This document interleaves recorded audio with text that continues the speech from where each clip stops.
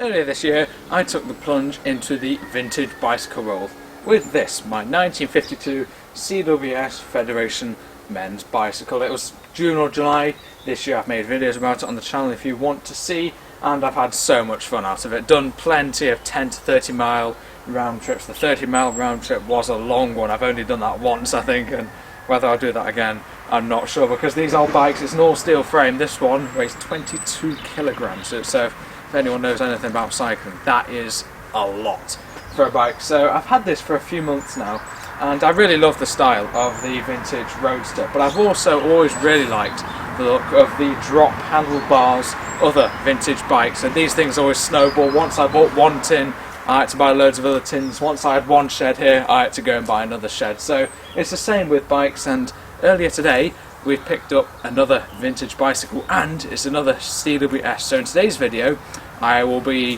fettling it a little bit, having a look at it and introducing it to the channel.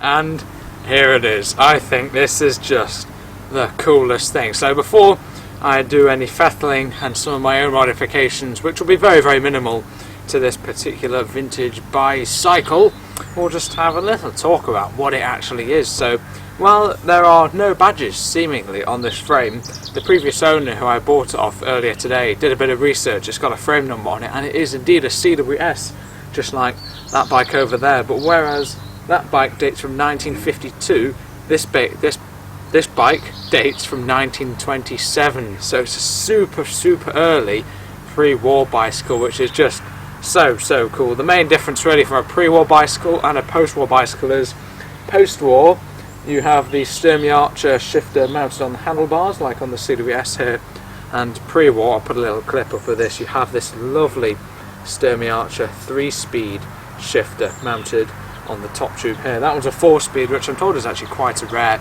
gear shifting setup. This is just a Sturmey Archer 3-speed, but I absolutely love the look of this bike. The story is, we have another bike, which, yes, I suppose I have 3 bikes now. There's another bike which is in my black shed, which is Ned the shed over there, which is a sort of early 50s era rally, and that one needs quite a bit of work. All the front wheel, it probably needs new front wheel, it needs new gear cables. So the other day I was talking to Dad saying, do you want to get this thing going? And to be honest, Dad said, I don't really have the time, because if you've been watching the channel, we have just bought a Austin Pathfinder pedal car project, which is a school project of mine to restore, so that's going to take up a lot of both of our time. It requires a lot of work, so we just don't have time to restore that other bike, at least at the moment. So he said it would be better to go and buy an up and running bike than try and fix that one up. So that's exactly what I did. Got on eBay yesterday, did a few searches, and fell in love with the look of this 1927 CWS. Now this would have started its life a little bit more like that. This used to be your typical sort of roadster, which means the handlebars are up like this on that one there, but as you can see, this has been much modified. So the previous owner bought this one pretty much as just a frame. It has all new wheels and all new tyres, but they're quite old style tyres, which looks very cool. I think the white really sets it off, and basically he modified it to be a path racer or a vintage racing style bike, which means you get these lovely, beautifully shaped drop handlebars, which I think are just so cool. I just love the look of them. They've got some nice period grips on them as well. It's larger wheels, which I've measured the diameter, but they are very big wheels, and because he's done it up as a bit of a racer, it is very lightweight. It's still an all-steel bicycle, but I think that one might just be a little bit heavier. But as it is so lightweight, no brakes. No front brakes, no rear brakes. So you may be wondering, how does it stop? Well, these are new wheels. As I said before, these are actually Dutch wheels, and on the back there we have a thing called a pedal back brake, which is kind of like a gear brake. The pedals are fixed basically, and you just sort of ease back on them a little bit to brake it, as opposed to that back there, which we have rod brakes, which is where you have those little brakes there.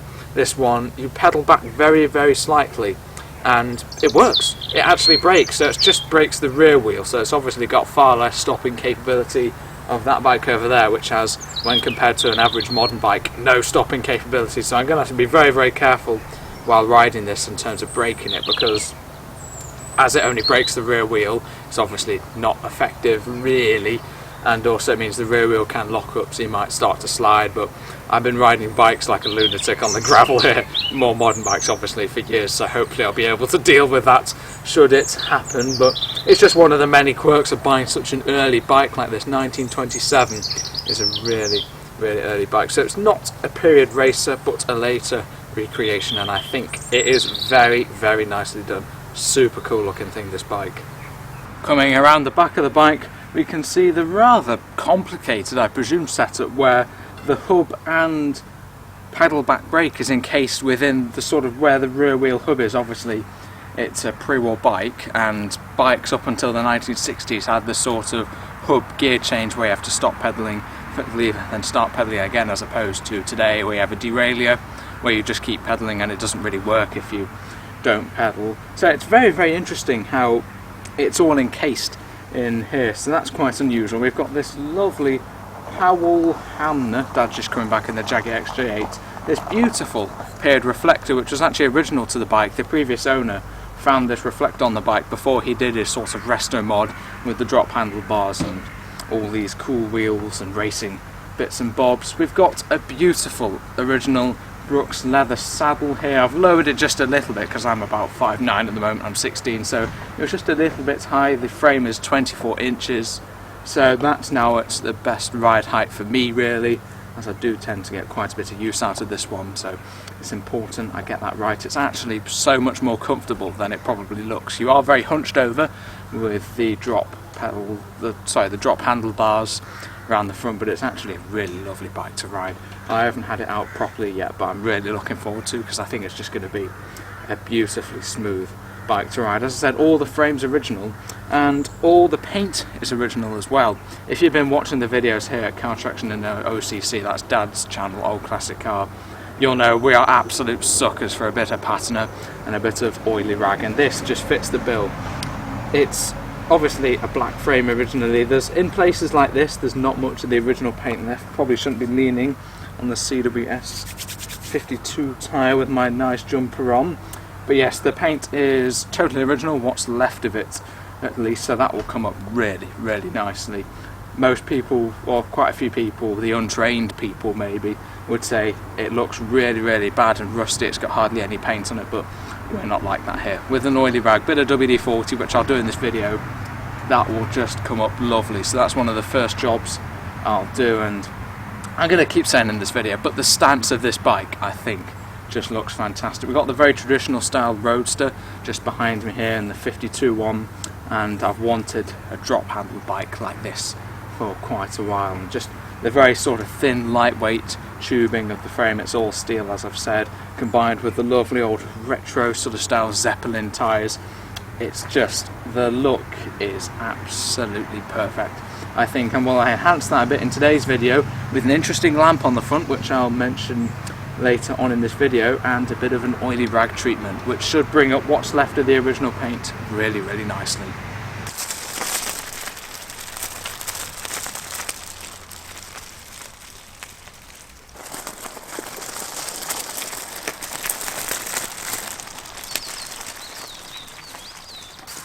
So the first thing I'm going to do to this bike is oily rag. It's got the WD-40, I'm sorry for a bit of road noise in the background, and an oily rag. So without any further ado, I'm going to spray the WD-40 on, give it a little wipe off the excess, and it should bring out the original paint really, really nicely. So this should be very, very satisfying indeed.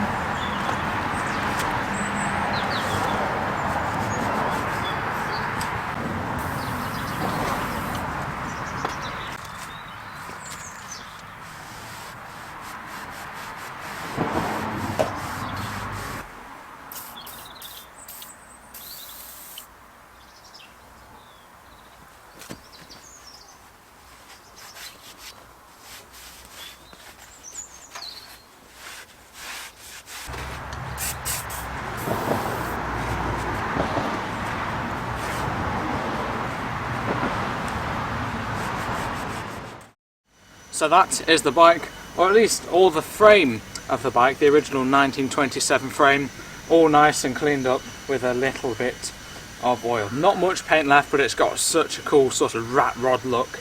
I think like this, it is brilliant. Just over here we have the original Bluemel's foot pump, which still works, which makes a funny sound when you put your finger over the end, because we are children, and that just clips in there like that. So that's a nice period accessory. It's probably been with the bike since new, to be honest, but there is one thing that will really change the look of this bike, which I think is really, really nice, and the seller threw this in for an extra £10 in the cost of the bike, and it's this. This is a beautiful, lovely early 20th century bike lamp. It's the sort of lamp where you take the top off and you would basically light a flame. It's like a candle, and it would illuminate the road. It is a leader lamp made in Birmingham. This one, a lovely cycle lamp. Thanks to the owner for throwing that one in for £10, because as you can see at the front here we have this little bracket which is meant for a lamp just like this, and that just should slot easily in there. We just wind that up a little bit, and that looks just so cool in there, doesn't it? It has a little spring-loaded function, so as you can see it sort of bobs up and down to sort of smoothen out any bumps. That's a lovely period accessory. I might give that the WD-40 treatment as well, actually, just oil that up a little bit, and yeah, it offers lots of benefits. WD-40 all over the bike, really. It makes it look a little bit nicer, and also protects it. A layer of oil protects it from rust, although this is proper all steel thick metal. It's almost 100 years old, this bike now, and it survived so well, and I don't really want to be using it in the salt and stuff, so I'll get a bit of use out of it. And another thing that you can do, the second use of oil, is of course, yeah, to make sure things don't start grinding against each other and start falling apart. So for that we use some 3-in-1 oil, which is a slightly thicker grade of oil, and down here this is where the chain goes into the hub. So when we move this, we're in low N, which is like second basically, and high, which is when the that is under the least strain. So this sort of changes position here, so we'll get it at its outermost position, and we'll just dab a little bit of 3-in-1 oil just in there. There's actually a little oiling point handily at the top here, so we'll just squeeze a little bit of that in there until it starts to drip out, and then just exercise the shifter a little bit just to make sure that it is all working okay. Just here there is a tiny little oiling flap just for the actual sort of pedal assembly, so we'll once again drip a little bit of oil into there. And it's so easy just putting a little bit of oil in here and there, but it's so important for the maintenance of any bike, and especially an almost 100-year-old bike like this. It needs to be lubricated regularly. It's something I've been doing with the other bike over there, and yeah, make sure to oil up your bikes regularly, guys. Just squirt a little bit of penetrating oil into the gear shifter. Just every little helps.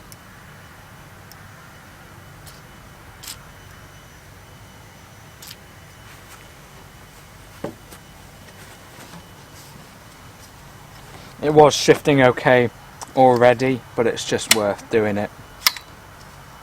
Do it fairly regularly. There's a bit of oil dripping on me. I think it's just gone through the bottom there. That came up really nice with a bit of WD-40. I love the pre-war style of Sturmey Archer shifter. And of course it has to work at the same time, so I'd recommend for anyone with an old shifter or an old bike like this, just now and then, every few months or so, every few rides or so, just go around all the little oiling points. Just make sure everything is nice and lubricated.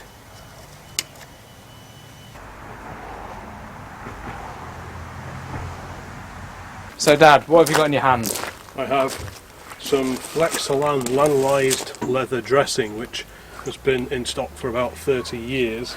And I use it very infrequently, but it's perfect for horse saddles. That's what I think it was originally designed for, but in this case I think a Brooks saddle will benefit from a drop of this. And it just gives it a little bit of, it feeds leather if it's a bit dry. So it's a little bit stale and dry. So we can feed a bit of that in. It will just help keep the leather supple.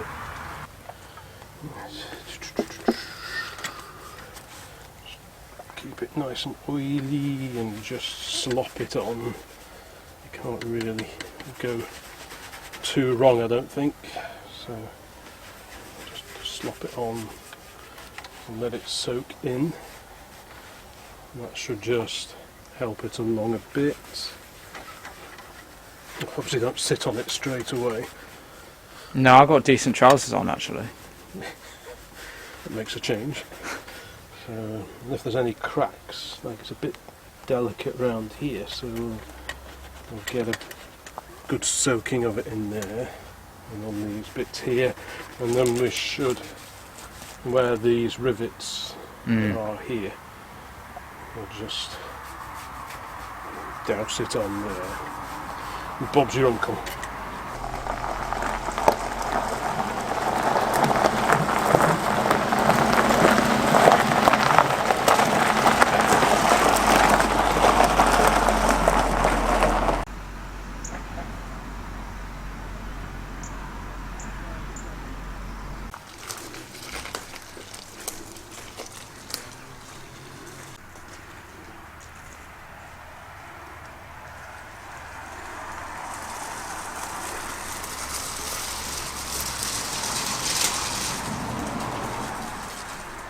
Well everyone, that was my introduction to the wonderful new 1927 CWS. I think it just had to be, didn't it? 2 CWS's in my bike collection. There's the Raleigh in there, but that one's not really on the road at the moment, so I'm super thrilled to have the opportunity to own 2 of these absolutely beautiful vintage bicycles. You'll be seeing more features from both of these vintage cycles on the CarTraction channel in future. I still intend to get plenty of use out of the old 52 Federation and of course the 27 Path Racer. So do let me know which do you prefer. I don't think I could choose one really. They're both good at different things really, but yeah, do let me know all that. Make sure to subscribe for future videos of bikes, and maybe once I start moving into the world of cars I'll start tinkering with those. Time will tell. But bye for now, thanks for watching.